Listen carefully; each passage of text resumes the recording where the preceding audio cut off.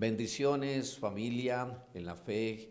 Qué bendición estar con ustedes en este día, jueves santo, en el cual, verdad, recordamos muchas cosas que acontecieron en la palabra del Señor según la tradición. Y también estamos en esta maravillosa tarde para poder compartir el mensaje de la palabra de Dios Todopoderoso.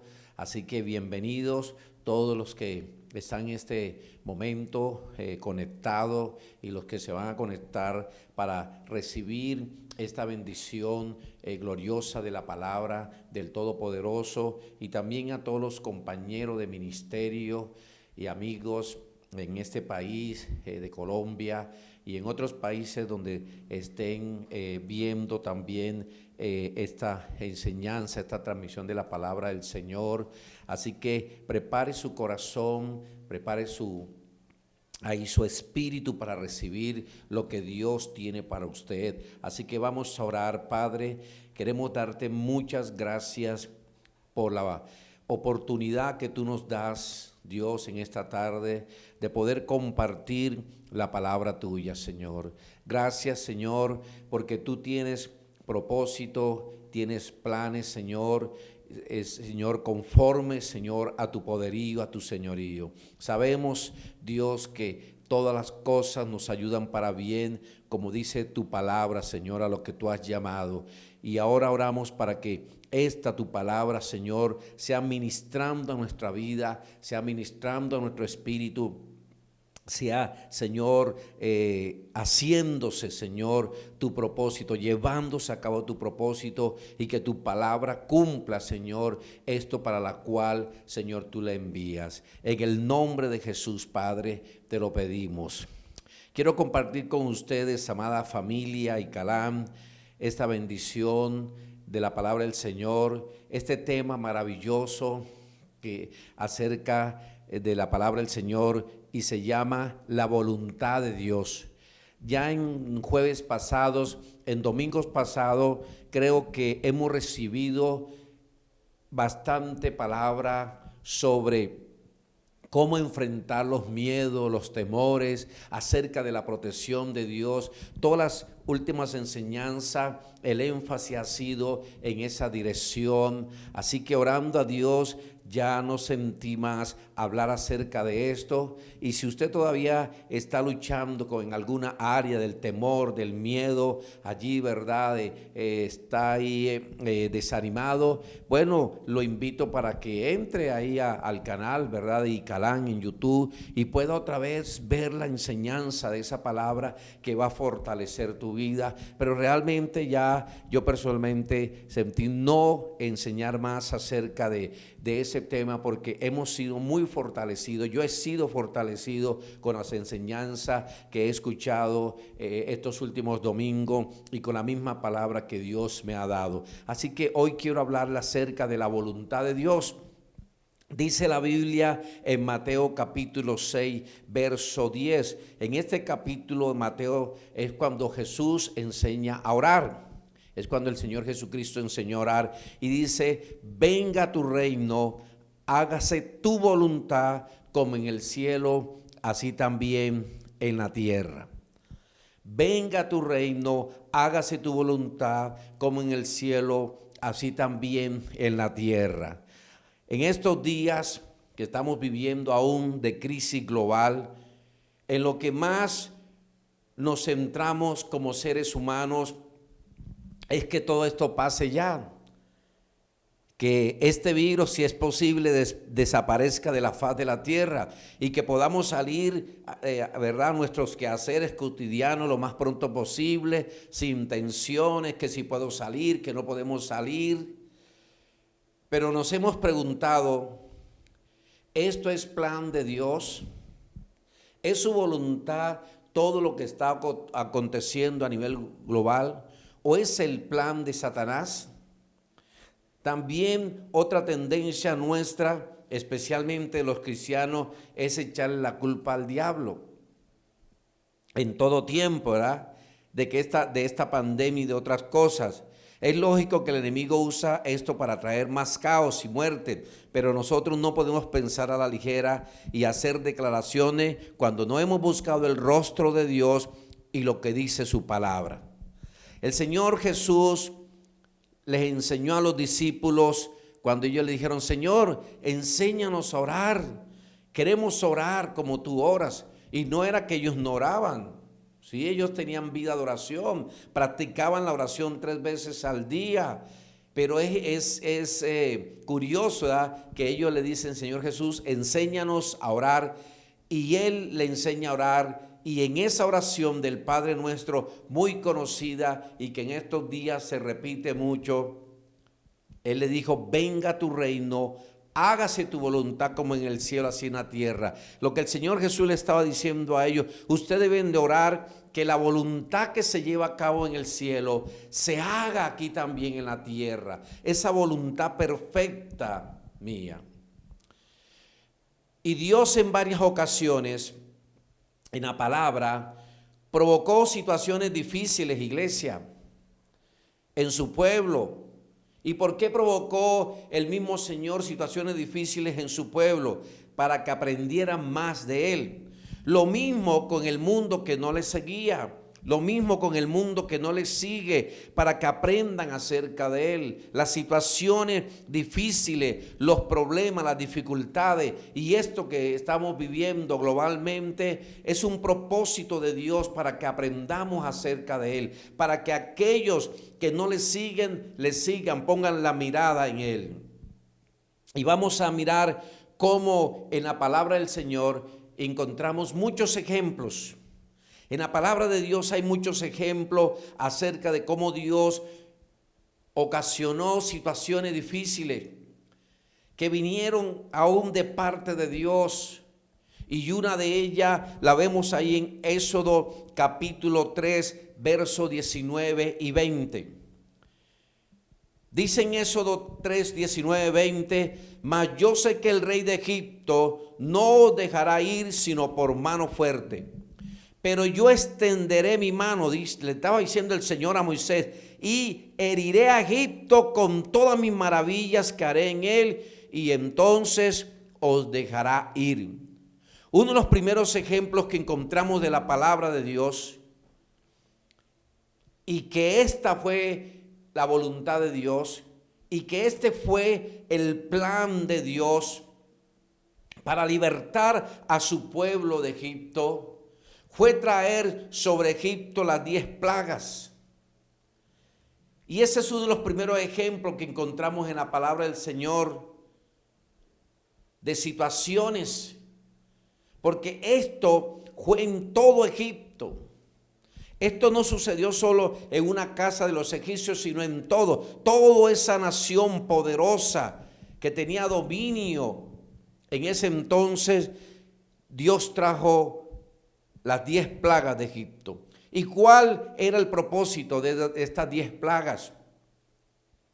¿Cuál era ese propósito? El propósito era mostrar el poder de Dios para que el nombre de Dios sea anunciado en toda la tierra y mostrarle a Faraón que solo hay un Dios verdadero en toda la creación. Este era el propósito principal, el cual Dios iba a mostrarle al Faraón que él era el Dios único verdadero y que él tenía que dejar ir a este pueblo que le pertenecía a Dios para que fueran 3 días de camino a adorar, a hacer sacrificio y fiesta para Dios. ¿Y por qué? ¿Por qué Dios no libertó a su pueblo de otra manera? Si Dios es todopoderoso, Él es grande, Él hubiera podido hacerlo. Él hubiera podido traer a su pueblo de otra manera, sacarlo allí en un abrir y cerrar de ojos. ¿Y por qué Dios trajo estas plagas? ¿Saben por qué, iglesia? Porque los egipcios, como hoy en día, que también hay millones que creen en cientos de dioses. Millones de seres humanos creen en cientos de dioses. Y que estos dioses los van a ayudar. Que estos dioses los protegen, los sanan, les dan lluvia, cosecha, etcétera, etcétera. Se dice que hay países donde la gente adora a más de 500 y a más de 1000 dioses. Tienen dioses para todas las cosas. Y así eran los egipcios. Ellos tenían dioses para todos los asuntos. Y lo vamos a ver entre un momento. Los egipcios tenían todas esas creencias en sus dioses. Que estos dioses los protegían, los sanaban. Y creían que nadie los podía vencer, que nadie los podía humillar. Y Dios Todopoderoso les demostró todo lo contrario. Y por eso encontramos que las 10 plagas fueron contra 10 dioses, o aún más, que los egipcios confiaban en ellos. Las plagas no vinieron por casualidad. No, Dios tenía un plan, era su voluntad perfecta traer estas plagas sobre Egipto para mostrarle a Faraón y a todos sus conciudadanos de aquella potencia mundial que Dios era Dios sobre esos dioses. Y cuando usted ve la primera plaga, ¿verdad? La sangre en el río Nilo, todo eso lo encontramos narrado, lo que yo le voy a decir en Éxodo. Y habían posibles dioses que estaban involucrados. Uno de ellos era un dios que se llamaba Cum, que era según ellos el guardia del Nilo. Y que de estos dioses salían como torrentes de sangre, que era ese Nilo. Y Dios les enseña a ellos que es un simple río. Que ese río no tiene ningún poder. Que ahí no hay ningún Dios. La segunda plaga es la plaga de las ranas. Y era una diosa en forma de rana, que estaba vinculada también con uno de los dioses del Nilo. Y Dios también les enseña a ellos acerca de esto. Que son simples reptiles. Vemos también la tercera plaga, la plaga de los piojos, que para ellos no era tanto piojos como tal, sino otra clase de insectos. Y ellos los tenían como un dios de la tierra. Ellos los invocaban, tenían creencias sobre ellos. Vemos la plaga de las moscas. Otro dios que ellos tenían, ¿verdad? En forma como un tábano, una cucaracha. Eran esas especies de insectos. Esos dioses, los que han estudiado acerca de egipcio y los que han excavado todo esto que hoy en día siguen haciéndolo, han encontrado los nombres de estos dioses que los egipcios adoraban. Vemos en quinto lugar la peste en el ganado. Y esto sí que es más contemporáneo con nosotros. En muchas culturas hoy en día se sigue adorando a muchos animales como dioses. Uno de ellos, ¿verdad? La vaca. Y este Dios en la peste del ganado, que para ellos era un Dios de la fertilidad, se le llamaba Aptor, era una diosa en forma de vaca y ellos lo adoraban, ellos lo veneraban.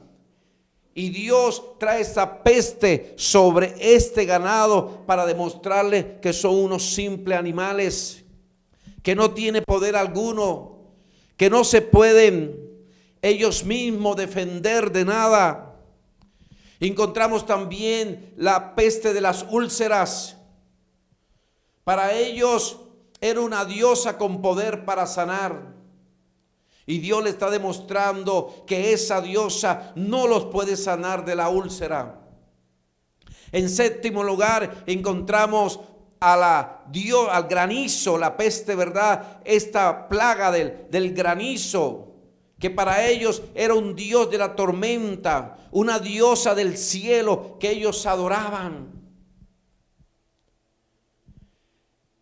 En octavo lugar encontramos la plaga de las langostas, que según ellos, este dios Isis y Serafís protegían a Egipto de las langostas, pero no pudieron hacerlo. En noveno lugar encontramos la plaga de las tinieblas.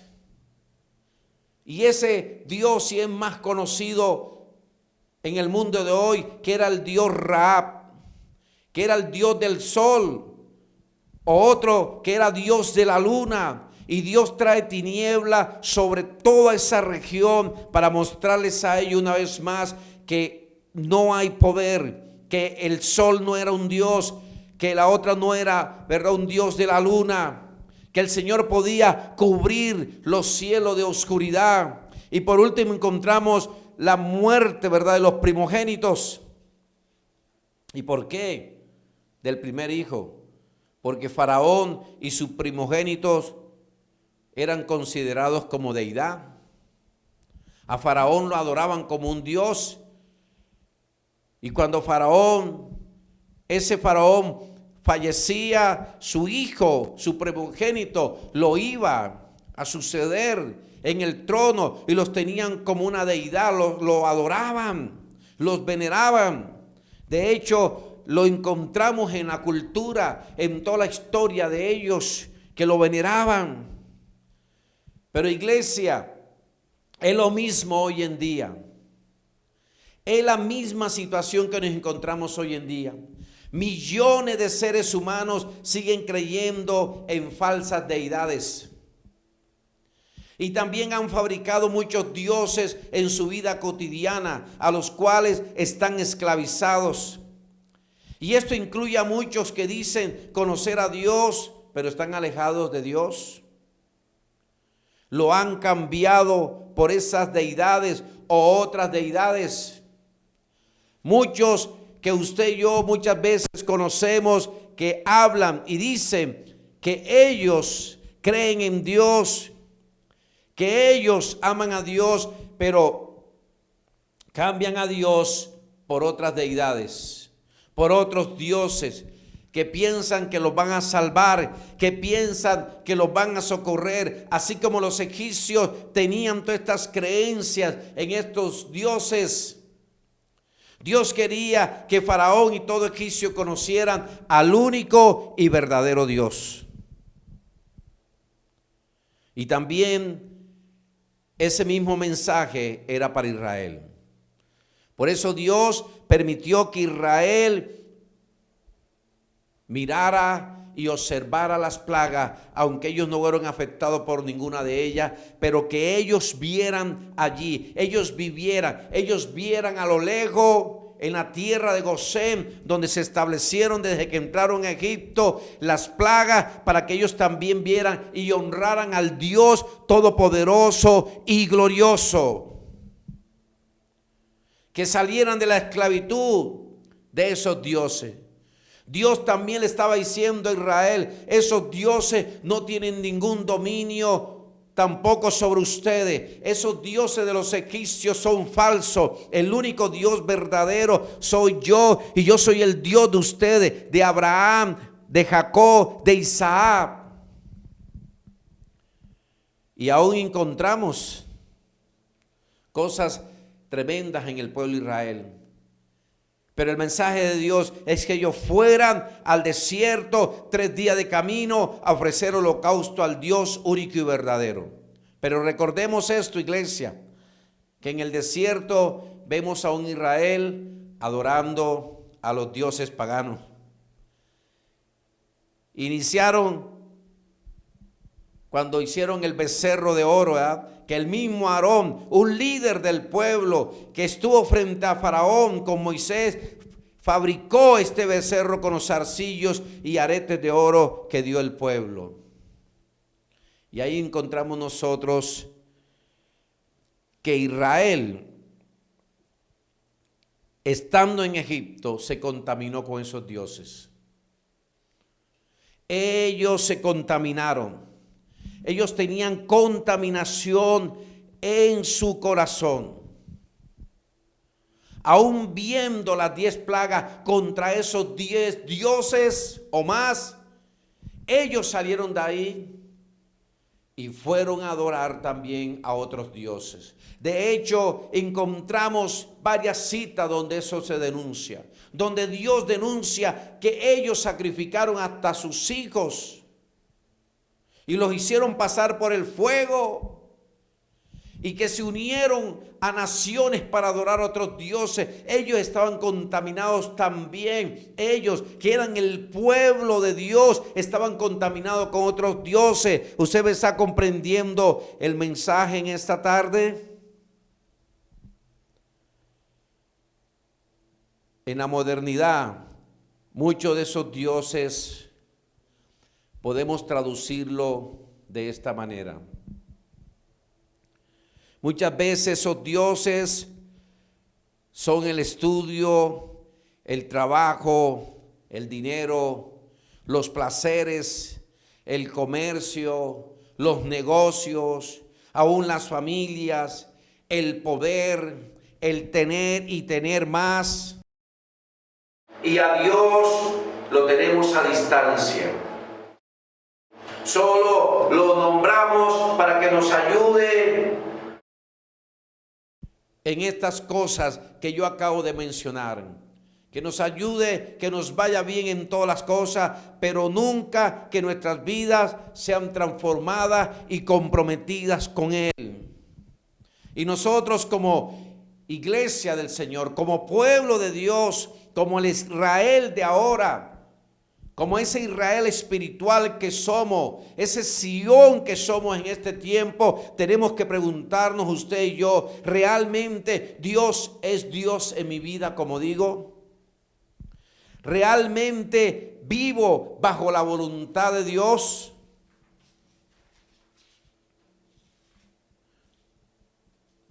¿Realmente no hay otros dioses en mi vida que están estorbando mi relación con el Dios Todopoderoso? Y por eso Dios nos está haciendo un llamado como pueblo. Así como Dios trajo estas plagas sobre Egipto para enseñarle a Faraón y a su pueblo que era el Dios único y verdadero, y que Israel supiera que era el Dios verdadero, y aunque ellos después se enfrentaron contra Dios, contra Moisés, contra Aarón, se quejaron, ofrecieron, Dios no te está hablando a ti y a mí en este tiempo. Hay otros dioses que están ocupando el lugar de Dios. Miren, esta pandemia en Colombia es increíble, pero ha aumentado la violencia intrafamiliar un 80%, dicen las estadísticas. Aumentó un 80% la violencia intrafamiliar, las violaciones. Hay ciudades donde los asesinatos no han bajado nada, ni los robos. El consumo de licor aumentó, increíble. Iglesia, el ser humano está alejado de Dios, sigue tras sus dioses, siguen tras sus creencias humanas, ideológicas. ¿Dónde está viendo usted que hay un gentío, que hay una multitud que se está volcando a Dios? Yo no he visto ninguna noticia de eso. Por ahí uno que otro que salió con la Biblia, que se recuperó del COVID y llevaba la Biblia.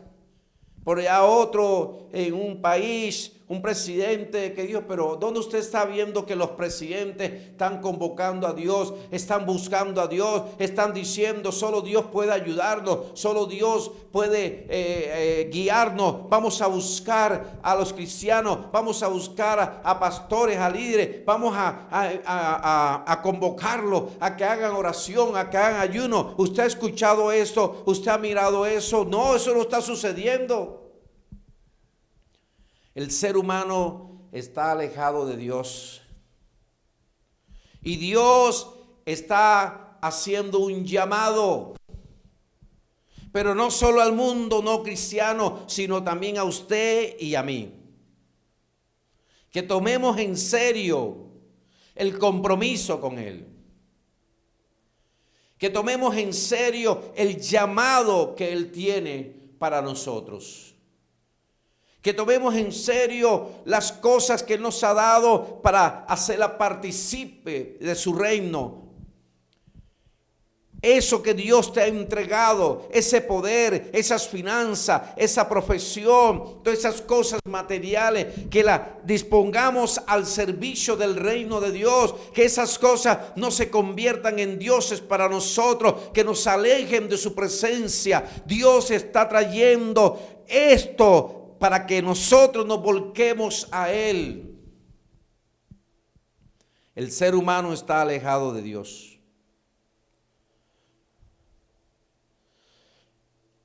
Y como les decía al principio, hay muchos ejemplos en la palabra, pero saqué otro muy conocido: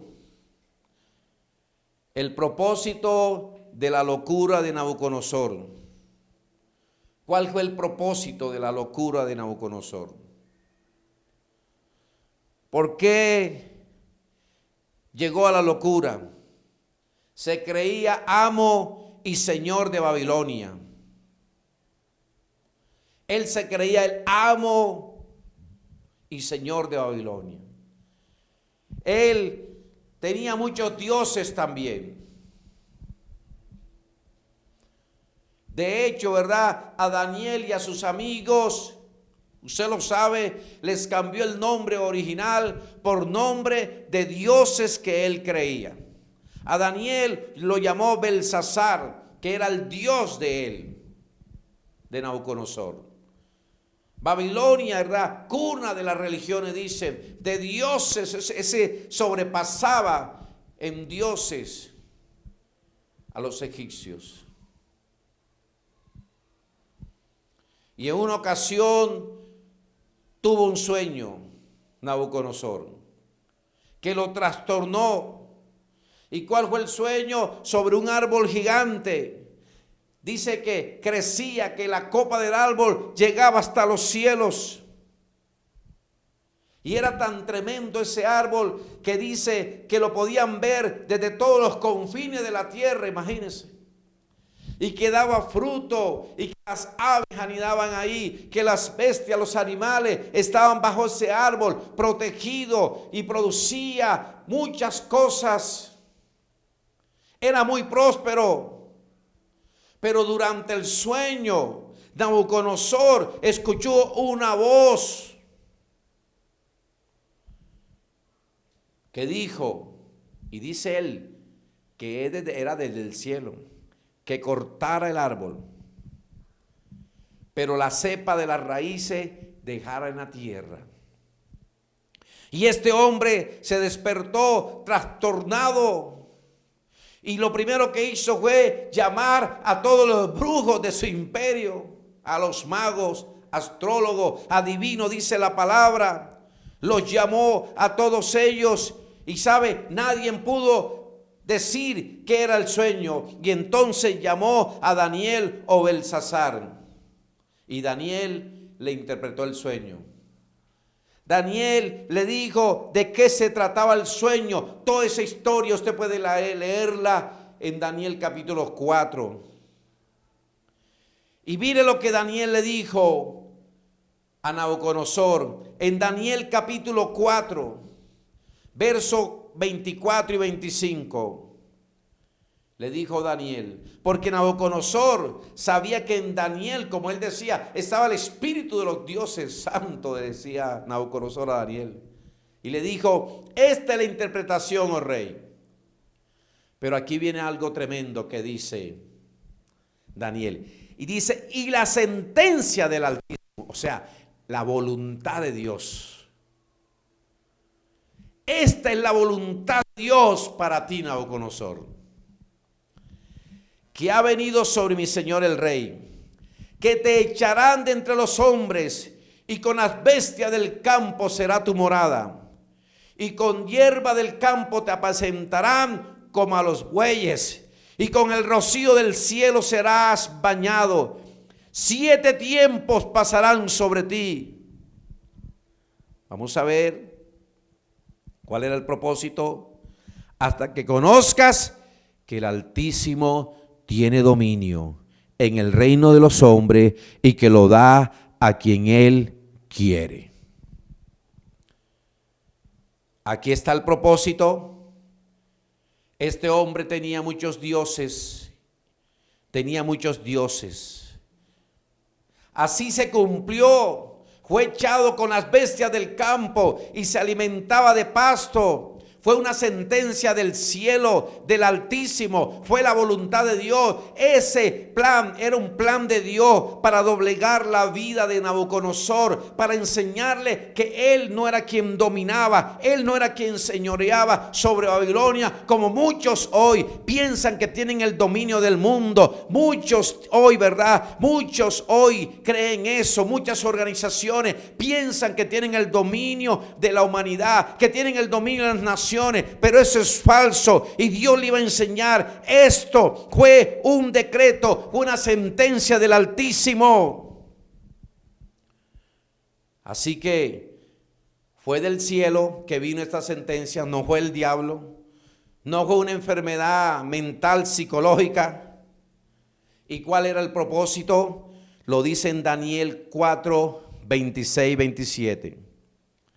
Daniel 4, 26, 27 dice: y en cuanto a la orden de dejar en la tierra la cepa de las raíces del mismo árbol, significa que tu reino te quedará firme, luego que reconozcas que el cielo gobierna.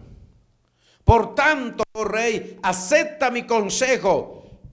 Mire lo que Daniel le dice: y tus pecados redime con justicia, y tus iniquidades haciendo misericordia. Recuerde que iniquidades es lo torcido, es la injusticia para con los oprimidos, pues tal vez será eso una prolongación de tu tranquilidad. Daniel le dice: hasta que tú reconozcas que el cielo gobierna, que el Altísimo gobierna.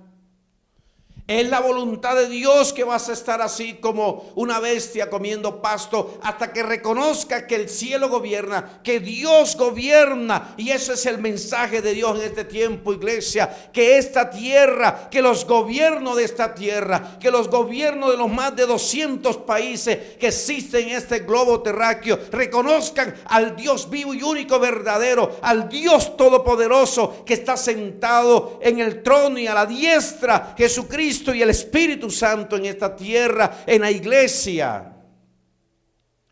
Así que en medio de la sentencia del Altísimo, mire lo que le sucedió a Nabucodonosor.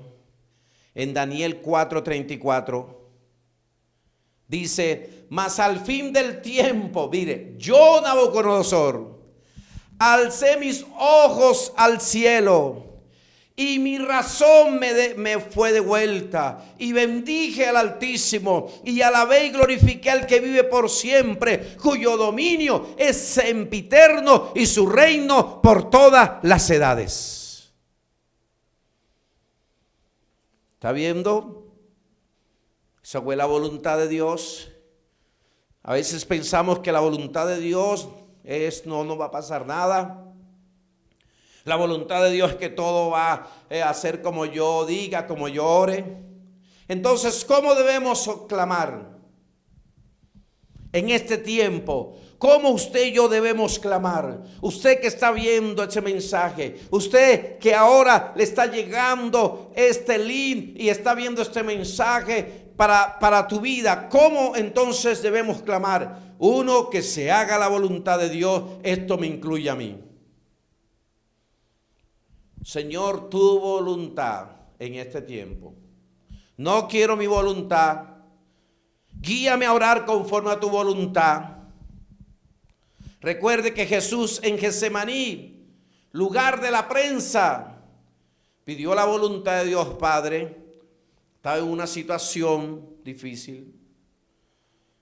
Recuerde esto, que muchas veces la voluntad de Dios es padecer situaciones, sufrimientos, enfermedades, desastres, epidemias que no queremos. ¿Cómo debemos clamar? Segundo, decirle Dios, ¿qué quieres enseñarme? ¿Qué necesito aprender? ¿Qué necesito corregir de mi vida cristiana? De cómo yo llevaba mi vida. Usted tiene que entrar en esto, en este tiempo, iglesia. No solo estar orando, Señor, que pase esta pandemia, Señor, que nos guarde, Señor, no, Señor, ¿qué me estás diciendo a mí? Tercero, hay que hacerse un examen introspectivo. Y le voy a explicar qué es esto. Introspectivo. La introspección es un método de trabajo en psicología basado en la observación y análisis de los propios pensamientos y del sí mismo, haciéndome un análisis genuino de mi vida, y en este caso con Dios, la familia, las finanzas, mi trabajo y la sociedad. Tenemos que hacerlo un examen introspectivo. Esto es para todo. Ministros, líderes, creyentes. ¿Qué estoy haciendo en todas estas áreas? ¿Qué debo cambiar? Porque si usted y yo no cambiamos ahora, no vamos a cambiar nunca. Si usted y yo no tomamos la decisión de ser diferente, ¿qué vamos a esperar? Esto es un anuncio de Dios. Este es verdad, esta es la voluntad de Dios hablándonos. Y cuarto, debes hablar con tu familia. Debemos hablar con nuestra familia, con nuestros hijos. Porque si no entienden ahora, entonces vivirán días más difíciles, iglesia. Debes hablarle a aquellos que tienen su corazón endurecido. Debes decirle esto a tu familia, a tus hijos de todo corazón. Decirle, los próximos meses, años no serán muy atractivos. Estamos viviendo tiempos finales. La vida de Cristo está más cerca que nunca. Y solo si estás en la roca, que es más alta que tú, y esa roca es Jesús, estarás firme para sostenerte. De lo contrario, vas a sucumbir. No importa lo que tengas. No interesa lo que tengas. Sean profesiones, sea conocimiento, sea dinero, sea material. No interesa lo que tengas. Vas a sucumbir. Así que la aplicación es esta. Como Egipto, hoy en medio de esta pandemia, la gente no está corriendo hacia Dios. Los gobiernos están centrados, es como disminuir el virus, pero no convocando a Dios. ¿Cómo vas a continuar con tu vida? ¿Cómo voy a continuar con mi vida en esta tierra? ¿Esperar una crisis más fuerte? ¿Esperar una crisis más fuerte que no pueda soportar? ¿En cuál voluntad queremos vivir? El apóstol Pablo decía: solo sé que por todas partes el Espíritu Santo me dice que me esperan cadenas y prisiones. Te dirá, uy, no, yo reprendo. ¿Cómo va a ser esa la voluntad de Dios? Esa era la voluntad de Dios para Pablo. Porque siempre en la voluntad de Dios hay un propósito. Y en este caso de Pablo era para llevarlo a Roma y que Pablo estableciera ya la iglesia del Señor. Quiero invitarte a orar para terminar pidiendo la voluntad de Dios y un cambio para tu vida y mi vida. Padre, en el nombre de Jesús, oramos, Señor, en esta tarde de este día maravilloso. Oramos, Padre, para que la voluntad que se lleva a cabo en el cielo se lleve a cabo aquí en la tierra. Oramos que tú me enseñes, Señor. Señor, ayúdame a entender que tú eres Dios. sobre todas las cosas que yo tengo en esta vida, incluyendo a mi familia. Señor, ayúdame a entender que no puedo tener otros dioses, los cuales, Señor, me apartan de ti, para no servirte como tú quieres que te sirva, Dios. Ayúdame a comprender que no debo esperar una crisis más difícil que esta, porque vienen crisis difíciles, iglesia. La Biblia no muestra que el fin de la tierra va a ser muy espectacular, no. Va a ser difícil. Señor, tu voluntad. Hoy clamo, Señor, como le dijiste a los discípulos, venga tu reino, hágase tu voluntad como en el cielo, así en la tierra de nuestro continente y de los 5 continentes. Hágase tu voluntad, Señor, que los gobiernos miren hacia ti, Señor, que los faraones, que los Nabucodonosores se dobleguen ante ti, Señor, y miren hacia ti. Y también, Señor, con respecto a tu pueblo, para que tu pueblo lleve a cabo la obra tuya, Señor. Enséñanos a nosotros a vivir en tu voluntad. Ayúdanos, Señor, a caminar en la voluntad tuya. Padre, te lo pedimos en el nombre de Jesús de Nazaret. Y te damos gracias, Señor. Gracias, Señor, en esta tarde por darnos esta bendición. Gracias por ayudarme a entender la voluntad tuya, que también, Señor, vienen estos momentos de crisis. Gracias, Dios, y fortaléceme en el Espíritu, fortaléceme con tu palabra para anhelar la voluntad tuya. Te lo rogamos en Cristo Jesús. Amén. Iglesia, amada iglesia, qué bendición haber podido compartir con ustedes la palabra del Señor. Qué bendición haber podido, compartir esta palabra que Dios puso en mi corazón. Espero que Dios te haya bendecido y que todo este tiempo enfatices la voluntad de Dios en tu vida, en tu familia, en los que están cercanos, y que ellos se dobleguen delante de Dios. Así que bendiciones en Cristo Jesús. Amén.